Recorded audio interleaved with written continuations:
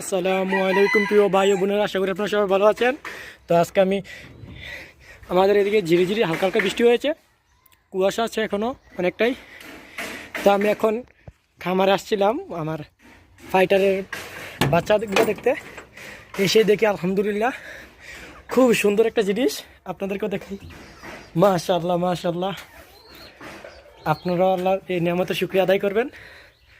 দেখতেছেন, আমি একটু লাইটটা জ্বালাই দিই, দরজাটা বন্ধ করে দিই। আমার যে কতটা খুশি লাগতেছে। প্রথম ডিম আমার খামারে মুরগি আনার পর আলহামদুলিল্লাহ প্রথম ডিম পারছে। আলহামদুলিল্লাহ খুবই সুন্দর, মাশাআল্লাহ মাশাআল্লাহ।